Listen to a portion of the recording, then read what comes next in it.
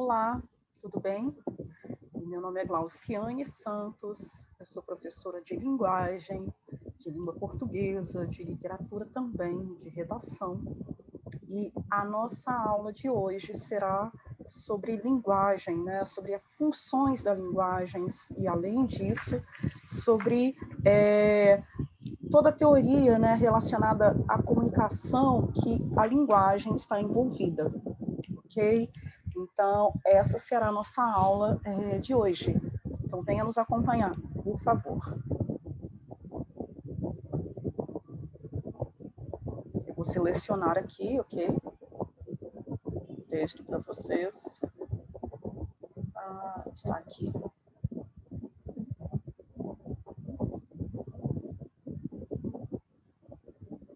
Então,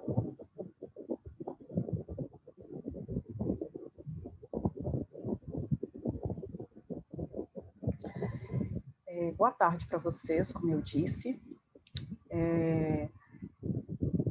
Iremos aqui, né, iniciar nossa aula sobre componentes da comunicação e a função da linguagem. Eu espero que vocês possam compreender.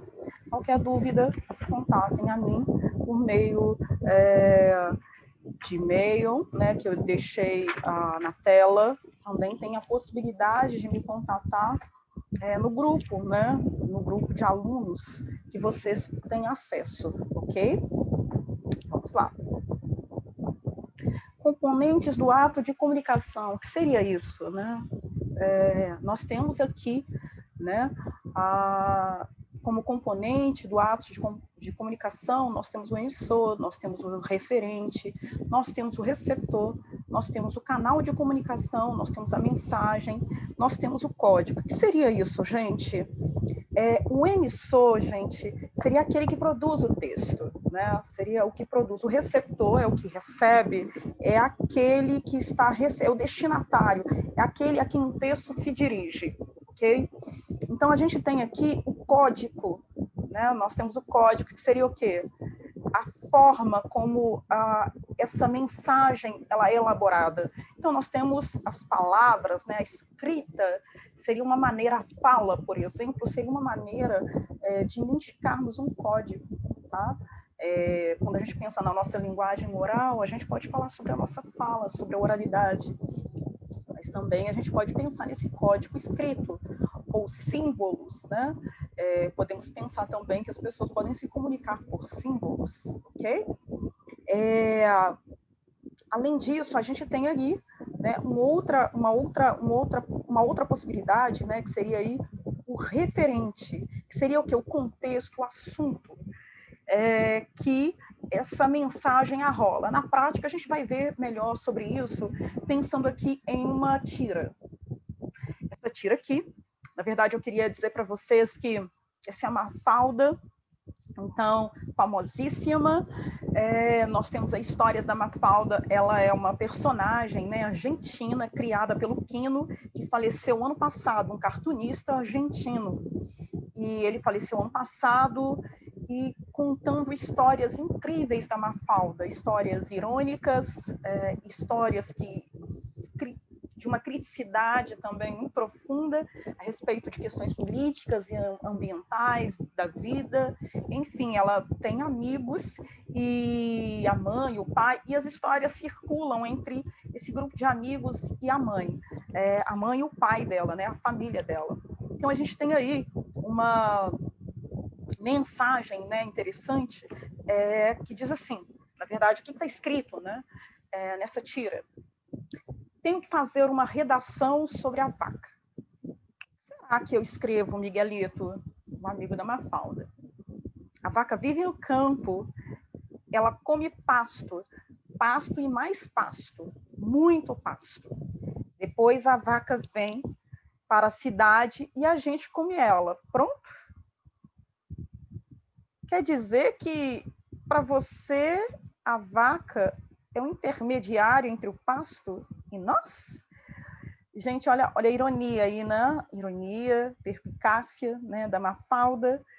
Mas, para além da gente compreender essa ironia, né, em relação à mensagem, eu quero muito que vocês se atentem a cada figura que está falando. Quando no primeiro quadrinho, né, tem um balão. A Mafalda está falando. A Mafalda, como ela está falando, né, ela é que ela representa aqui pensando nesses componentes do ato de comunicação. A Mafalda, ela é a emissora, é aquela que está produzindo, né? Então a gente tem aí no balãozinho, né? Quer dizer que ela é a locutora, ela está produzindo uma mensagem, ela está se comunicando. O Miguelito é aquele que está ouvindo essa mensagem. Ele está ouvindo, ele vai responder. Ele é o destinatário, ele está recebendo essa mensagem que a Mafalda está dizendo. Gente, os balões, né, as palavras dentro dos balões, a gente está aqui tentando entender essa tira, pensando em todos os elementos essenciais no processo de comunicação. Então, as palavras contidas dentro desse balão é o código. É o código, pensando aí em todos os elementos do processo de comunicação. Nós temos aí o canal. Qual é o canal, gente? Aonde essa tira, aonde essa conversa, esse diálogo, como ele está, qual o meio que ele veicula para que ele esteja aí, que a gente possa vê-lo? É por meio de uma tira, um gênero, né, textual, que conhecemos aí, lembrando da primeira aula, viu, gente, sobre gênero textual. É um texto, ok? Temos aí uma tira, mas é um texto, se figura um texto. Então, o canal meio físico que veicula a mensagem, que permite o estabelecimento da comunicação, é uma tira, é o gênero aí da tirinha, ok? Alguma coisa que eu deixei de falar, o referente, né? Eu não comentei sobre a questão do referente, né? Aqui seria aí o contexto, o assunto, a mensagem qual é o diálogo? Qual é o referente? O assunto não é só a vaca, gente. Há uma ironia aqui, né? Há uma contextualização aqui. Então, não é somente a vaca, né, que a Mafalda e o Miguelito estão falando, né? A Mafalda, enquanto aqui a emissora e o Miguelito, quanto o receptor, não estão falando necessariamente do animal, vaca, eles estão falando sobre a vaca, mas eu estou dizendo o seguinte, há uma provocação aqui no texto, né? Olha só, tenho que fazer uma redação sobre a vaca. Será que eu escrevo, Miguelito? A vaca vive no campo, ela come pasto. Pasto e mais pasto, muito pasto. Depois a vaca vem para a cidade e a gente come ela. Pronto. Quer dizer que, para você, a vaca é um intermediário entre o pasto e nós? Olha que interessante, olha que sacada, gente, né? Quer dizer que, qual que é essa representatividade aí, né, da vaca, desse animal, pensando aí nessa comunicação aí da Mafalda. Mas a gente está se atendo aqui às figuras, aos elementos essenciais do processo de comunicação. Então, aqui estão eles, né, visíveis para vocês. Como eu disse, o emissor é quem? A Mafalda. O receptor é quem? O Miguelito. O código é o texto que está lá dentro do balão. O canal é o que é o meio físico que veicula a mensagem. Temos o referente, que é o contexto, o assunto do qual aquela mensagem trata, ok? Funções da linguagem. A linguagem, ela desempenha determinada função, de acordo com a ênfase que se queira dar a cada um dos componentes do ato de comunicação. Assim, como são seis os componentes do processo de comunicação, são 6 as funções que a linguagem pode assumir: emotiva, conativa, referencial, metalinguística, fática e poética. E nós veremos cada uma delas aqui nesse momento, ok? A função emotiva, o que seria ela? O foco da função emotiva, gente, é muito importante que a gente possa entender esses elementos essenciais da comunicação para que a gente entenda o papel de cada um deles aqui, pensando aqui dentro das funções que a linguagem pode assumir. Eu vou até fazer uma coisa para que vocês possam, eu não tinha feito isso anteriormente, mas para que isso seja visível para vocês, isso aqui, ó. Porque o nosso objetivo aqui é refletir sobre isso. Sobre essas possibilidades aqui, que a linguagem, a função aqui, ó, as funções da linguagem, ela vai nos orientar a partir desse momento aqui na nossa aula, ok? Então, nós vamos tratar justamente disso. Como esse processo de comunicação que nós acabamos de ver, ele interfere dentro dessa função que a linguagem ela tem, dessa função emotiva, conativa, referencial, metalinguística, fática e poética. Então, é muito importante que vocês se atenham a todos esses elementos aqui para que vocês compreendam esses elementos aqui, ok? Vamos lá. A função emotiva, então, o foco é o próprio locutor. Lembra lá da Mafalda? Então, normalmente, na função emotiva, o objetivo principal é expressar emoções, sentimentos, o estado de espírito. Normalmente é um texto que centra-se na primeira pessoa, centra-se... O texto que nós vimos anteriormente, a tirinha, não é um texto com função emotiva. A gente vai ver isso. Eu coloquei aqui o trecho de uma música para que vocês possam compreender melhor sobre isso e até se atentar para os verbos, para os pronomes que estão em primeira pessoa nessa função, ok? Tem uma canção, eu aconselho que vocês a ouçam, né, que é uma canção chamada Velha e Louca, de Malu Magalhães, é uma jovem cantora brasileira. Então, aqui tem apenas um fragmento dessa canção, não tem a canção inteira, fica aqui a dica para que vocês possam ouvir essa canção. E ela diz assim: pode falar que eu não ligo. Olha aí o eu. Agora, amigo, eu tô em outra. Eu tô ficando velha. Eu tô ficando louca. Pode avisar que eu não vou. Eu tô na estrada. Eu nunca sei da hora. Eu nunca sei de nada. Então, aqui, tá muito tranquilo aqui a gente perceber essa função emotiva, porque nós temos aqui o elemento, o pronome aqui, né? O eu, já direcionando, já dizendo que está em primeira pessoa, essa canção, né? Eu não ligo. Eu tô em outra. Eu tô ficando velha. Eu tô ficando louca. E eu não vou. Eu tô na estrada.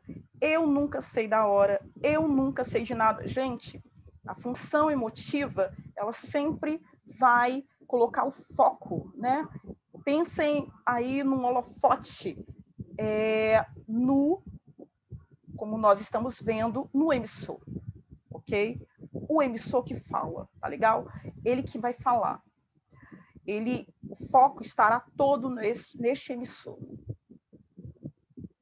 Tem um autorretrato, que é um poema, né, do Mário Quintana, que também a gente verá aqui aspectos dessa função emotiva.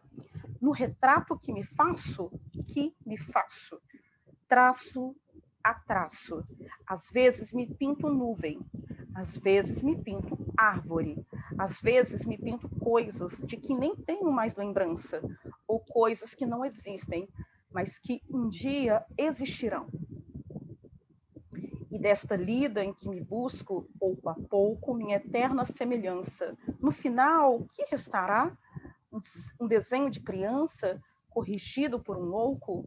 Então, olha só, aonde nós percebemos, além de percebermos, né, textualmente essa função emotiva, a gente precisa se atentar também a que, neste poema, eu lírico aqui, ele está falando em primeira pessoa aqui, né?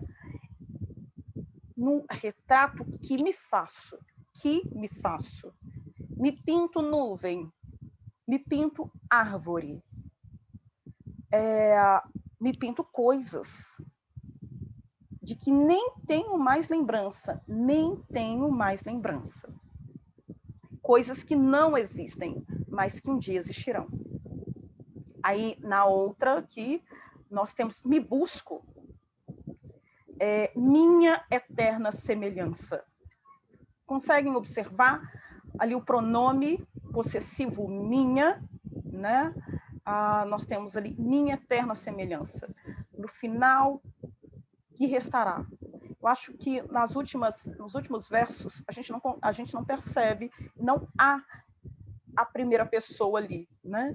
Mas nos outros versos é muito claro ver o processo ali do emissor que está falando conosco, ok?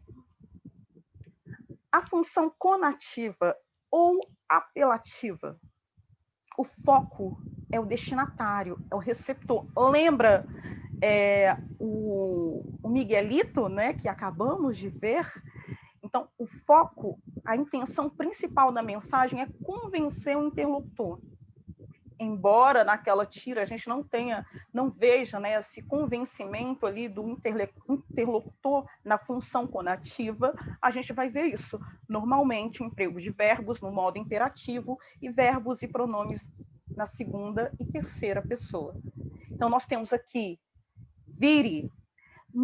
A publicidade, ela tem muito desses aspectos, né, gente, dessa função conativa. Pare, ouça, tome vacina. Né? A gente está aqui, nesse momento, numa crise epidemiológica, né? Aludindo aí o coronavírus. Então, começou a surgir aí, né, campanhas na mídia sobre a importância de você vacinar. Vacine-se. É uma função conativa. Então, nós temos aí, né, o verbo no imperativo.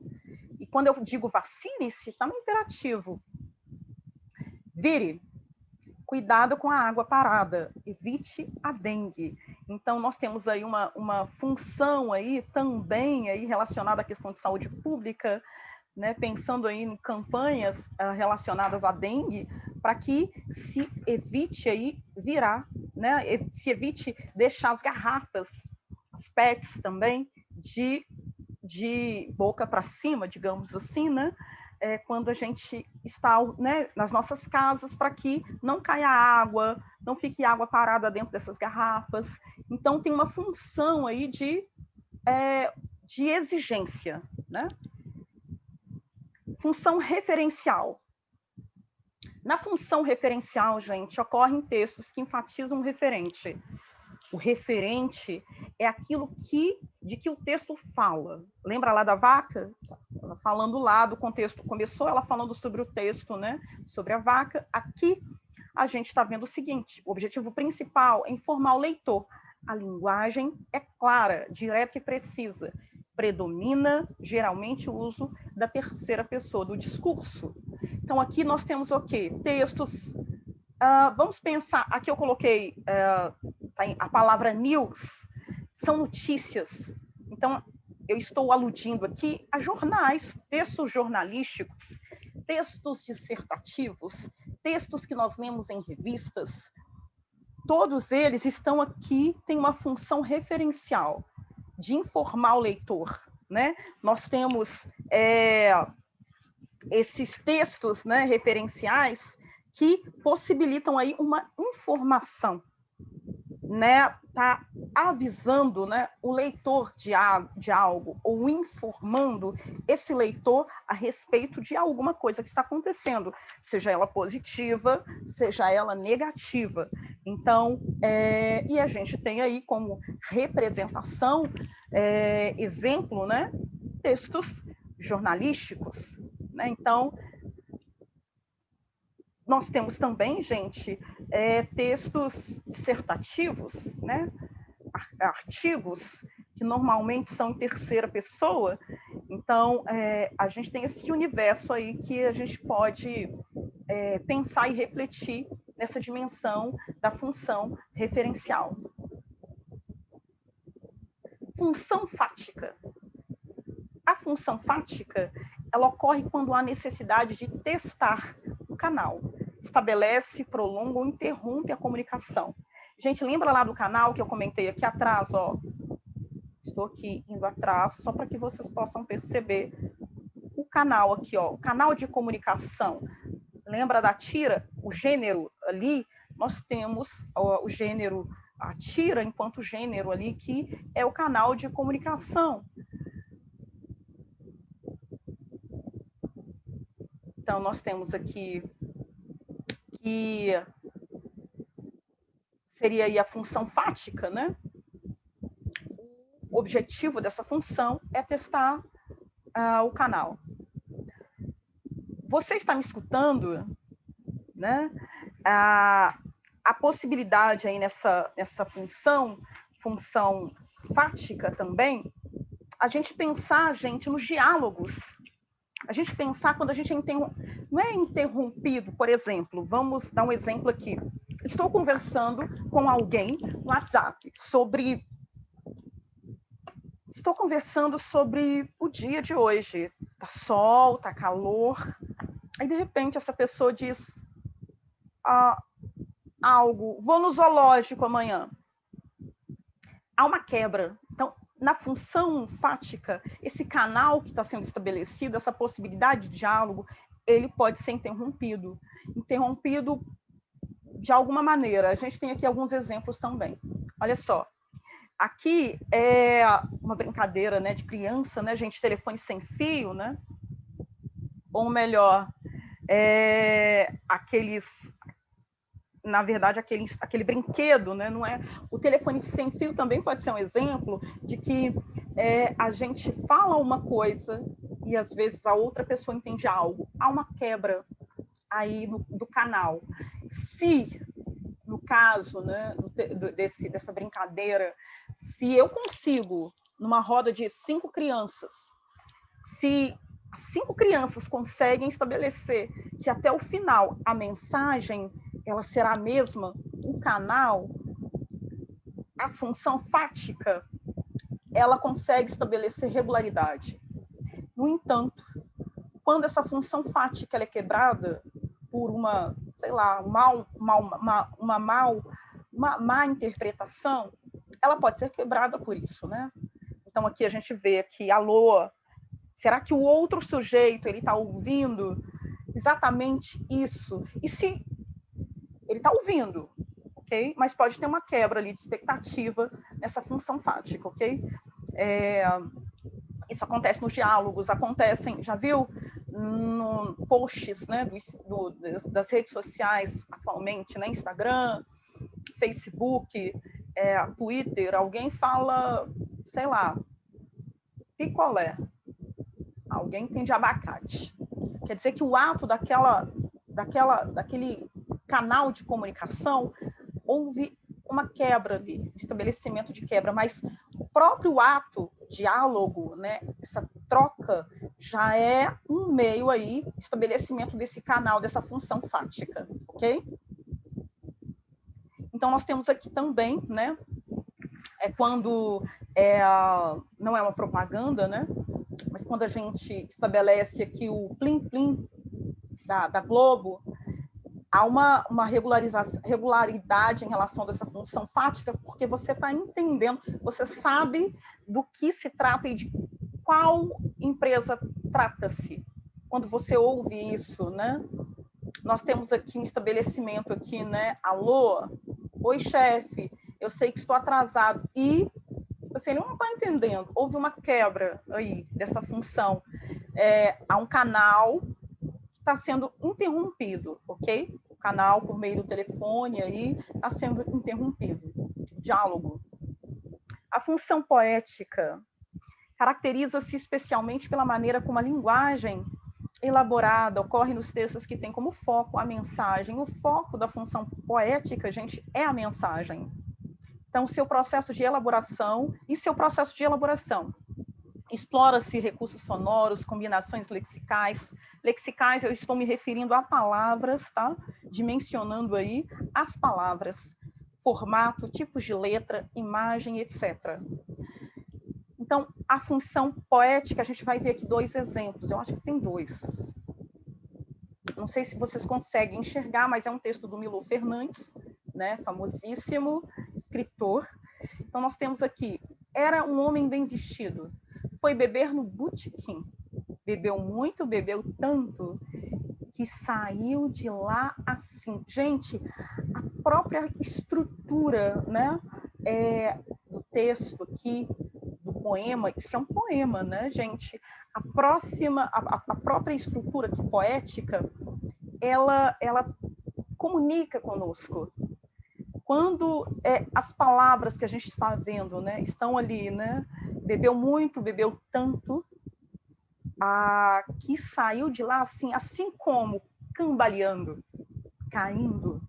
Então a gente vê as palavras, o fato das palavras estarem, não somente o fato das palavras estarem caindo, mas a conexão visual e o texto estão conectados, estão ligados, ok?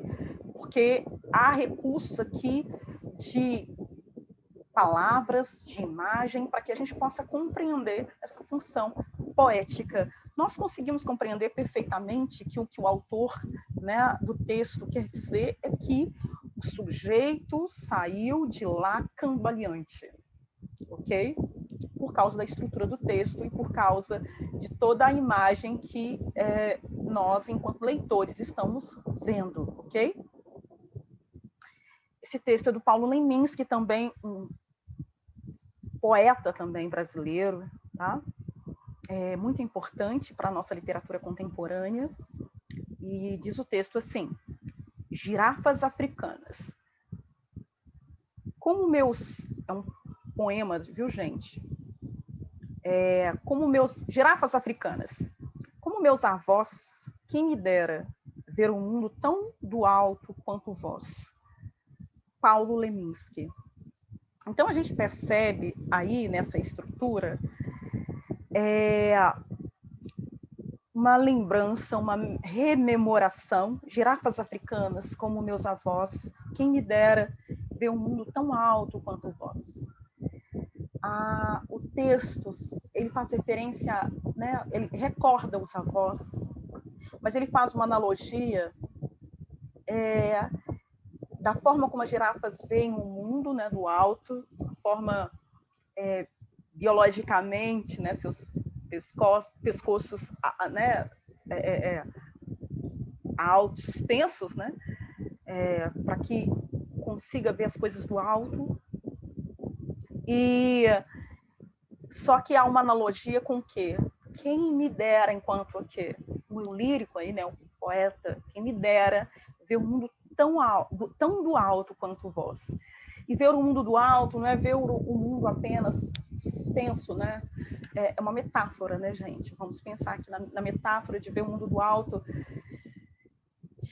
para além do caos que a gente percebe, né? Para além da maldade que nós percebemos, além da ganância, do egoísmo, a gente conseguir ter uma expectativa positiva para o mundo que nós vivemos atualmente. Então, o texto ele se refere um pouco a isso, né? Tem todo um ideal aí poético, né, que está por detrás deste texto, né, deste pequeno, tão profundo poema.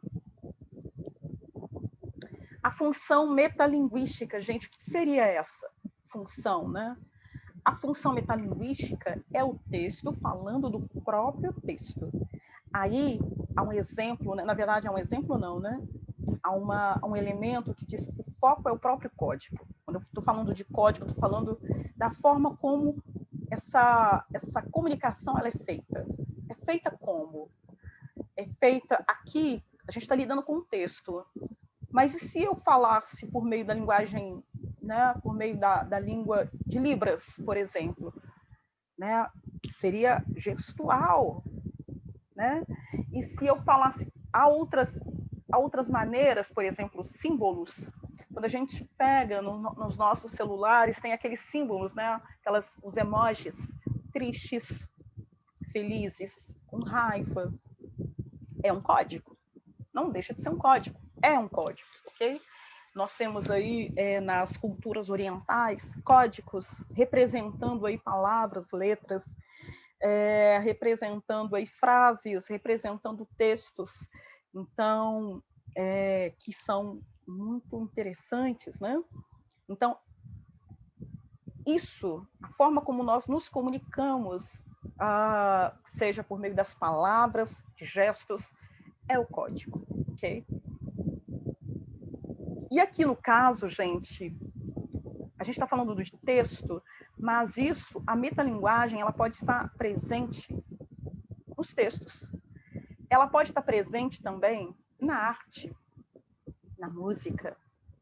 Então, vamos tentar abrir a nossa mente aqui. A gente está focalizando os textos, mas vamos tentar abrir as nossas mentes para compreendermos a dimensão que a metalinguagem ela se propõe. A gente está aqui pensando no texto, ok? O foco aqui é pensar na metalinguagem enquanto texto, que é o texto falando do próprio texto, ok? Vamos lá, então. Chega mais perto e contempla as palavras, cada uma tem 1000 faces. Secreta sobre a face neutra, e te pergunta, sem interesse pela resposta, pobre ou terrível que lhe deres. Trouxeste a chave? Esse é um fragmento de um poema, né, chamado Procura da Poesia, de Carlos Drummond de Andrade. É um fragmento, e o texto, como percebemos, né, o poeta está dizendo, né, chega mais perto e contempla as palavras. O poeta, qual é o ofício do poeta? A escrita. Mas ele está dizendo ele está se comunicando com o leitor. Ele está aqui fazendo uma comunicação, né? Ele está o poeta, o que o poeta é, gente? Aí, ele é um emissor. O receptor somos nós que estamos aqui ouvindo, você que está ouvindo nesse momento, eu que estou ouvindo esse emissor. Eu estou recebendo essa mensagem. Ele está dizendo, olha, chega mais perto. Com as palavras, cada uma tem 1000 faces secretas. Então ele está falando, ó, isso aqui que eu estou escrevendo, contemple. Cada uma dessas palavras tem 1000 faces secretas. Face neutra, e te pergunta, sem interesse pela resposta, pobre ou terrível que lhe deres. Trouxeste a chave, ou seja, tem como desvendar o que está por detrás daquilo que ele quer dizer? Temos a chave para compreender a dimensão que ele se propõe a nos trazer, a nos fazer entender? É tão profundo, né, gente? Interessante isso aqui, a proposta aqui do poeta. Nós temos aqui um pintor que está fazendo um autorretrato de si mesmo, embora não seja, seria uma seria uma meta, pensando aí, eu estou fazendo uma similaridade com a arte. Assim como acontece no texto, é um pintor fazendo um autorretrato de si mesmo, ok? É um pintor que está fazendo um autorretrato, a si né? Ele é um modelo de si mesmo, né? Um autorretrato. Autopsicografia, do Carlos Drummond de Andrade. Hoje é dia do Drummond, né? Gastei 1 hora pensando num verso que a pena não quer escrever, que a pena quer a caneta. No entanto, ele está cá dentro. O que está cá dentro? O verso, escrita, inquieto, vivo. Ele está cá dentro. O verso está aqui dentro. Não quer sair. Mas a poesia deste momento inunda a minha vida inteira. Gente, que maravilhoso, né? Drummond. Que ele quer... A intenção aqui do poeta é nos aproximarmos, né, do seu fazer poético, de nos fazer, de nos sensibilizar, que ele pensou muito sobre o fazer, sobre o ato, sobre aquilo que ele queria escrever. E a escrita dele está lá quieta, ele está inquieto. O verso está inquieto. verso está dentro dele.